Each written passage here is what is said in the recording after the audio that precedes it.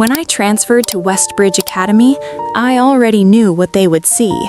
Not who I was, just what I wasn't. The cars in the drop-off line were polished and silent. Drivers in gloves opened doors. Students stepped out wearing confidence like perfume. I stepped out of a simple black sedan. No logo, no show. Just my father's old car. He insisted on driving me himself. "First days matter," he said softly. He wore his usual charcoal coat. No watch, no rings. If you didn't know him, you wouldn't look twice. But power doesn't always announce itself. Sometimes it just stands quietly. I didn't notice him at first, the boy leaning against the marble staircase. Perfect hair, relaxed posture, the kind of smile that knew it had never been questioned. He watched the car I stepped out of. Then he watched me, and in that look I could already see the assumption forming. His name was Adrian. Everyone knew him. His family owned luxury hotels across the country. He wasn't cruel, just accustomed to attention, to admiration, to status. In literature class, he sat beside me. He glanced at my notebook. Plain cover, no brand. "You're on scholarship?" he asked casually. It wasn't loud, but it was deliberate. "I transferred," I replied calmly. He smiled. "Ah, makes sense." That smile, polite, but dismissive. At lunch, his friends discussed vacations in Europe, private boats, winter resorts, family investments. I ate quietly. He looked at my simple, packed meal. "No catering today?" he teased lightly. His friends laughed. I smiled back, not because it was funny, but because correcting him felt unnecessary. People reveal more about themselves when you let them assume. Despite himself, Adrian kept talking to me. Maybe it was curiosity. Maybe he couldn't understand why I wasn't trying to impress him. I didn't chase attention.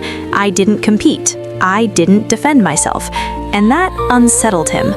One afternoon, it rained unexpectedly. The courtyard emptied. I stood beneath the stone archway, watching the water collect along the marble steps. He joined me. "You don't act like someone trying to climb," he said quietly. "Climb what?" I asked. "This." He gestured to the school, the circles, the invitations, the right tables.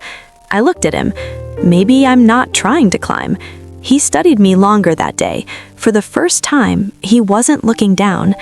The annual Founders Gala approached, an event reserved for families, board members, investors. Adrian mentioned it casually. "You probably won't be attending." It wasn't mean, it was factual, in his mind. "Why not?" I asked gently. "It's exclusive." "I see." He looked almost uncomfortable. "Don't take it personally." I didn't. That evening, I told my father about the gala. He nodded. "Yes, I'll be there." I paused. "You're attending?" He smiled faintly. "I rarely miss it." He didn't elaborate. He never did. The gala hall glowed in golden light. Crystal chandeliers reflected across polished floors. Families arrived in tailored suits and silk gowns. Adrian stood with his parents near the front. Confident, relaxed, certain. He belonged here. He always had. I entered quietly beside my father. Same charcoal coat, same steady posture. No dramatic entrance, no announcement. But something shifted. It started small.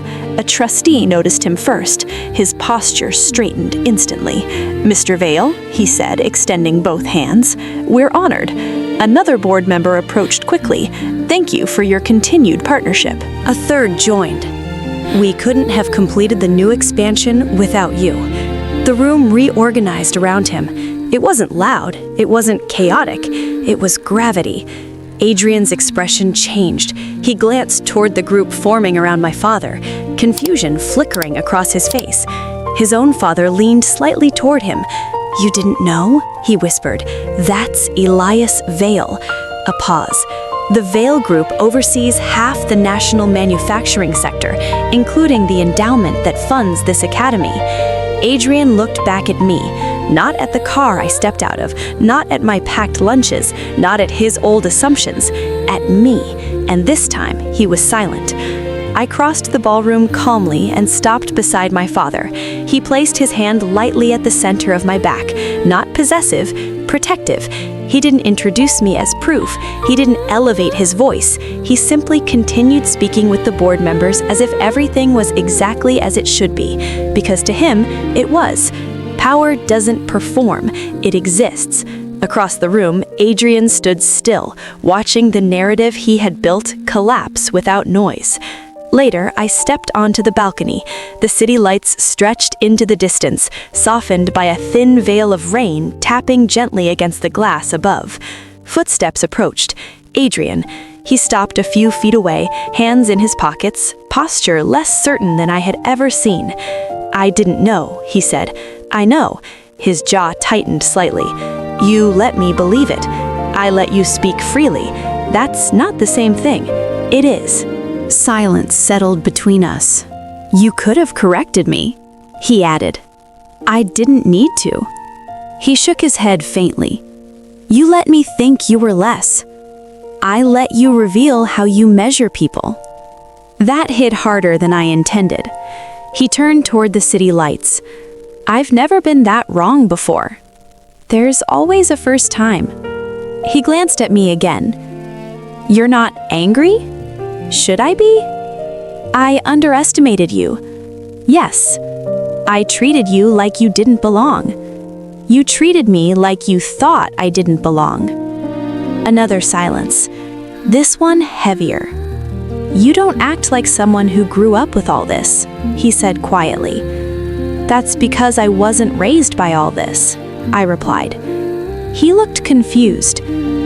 "I was raised by him." Inside the ballroom, my father spoke calmly with 3 investors. No dramatic gestures, no forced laughter, just steady presence. He taught me that the loudest people in a room are usually the least secure, and that wealth doesn't need to introduce itself. Adrian swallowed. "I thought status was obvious," he admitted. "It is, just not in the way you think." The rain intensified slightly against the glass ceiling. "You changed the way I see things," he said after a moment. "I didn't change anything," I replied. "You just finally looked." He almost smiled. For the first time since I met him, there was no performance in his expression, only reflection. The following week, Westbridge Academy felt different. Whispers traveled faster than announcements ever had. Students who barely acknowledged me before now lingered when they said hello. Invitations arrived casually, steady groups, weekend events, quiet attempts at proximity. I declined most of them. Nothing about me had changed. I still brought my lunch, still arrived in the same car, still wore my uniform the same way. Status had shifted around me, but I hadn't moved. Adrian sat beside me again in literature. No pen spinning, no teasing, no subtle superiority. He opened his notebook quietly. After a moment, he spoke. "Can I start over?" I looked at him. "You already did." Because this had never been about my father. It had never been about money. It had been about perception. He thought I was poor, but poverty isn't simplicity, and wealth isn't noise. True wealth is restraint. True power is composure. True confidence doesn't audition. Westbridge didn't teach me anything about status. It revealed who understood it. Adrian didn't become humble overnight. He became aware, and awareness is louder than arrogance. As for me, I remained exactly who I had been the day I stepped out of that black sedan. The difference was never in my position. It was in his perspective. Because sometimes the most powerful people in the room are the ones no one notices until it's too late to underestimate them.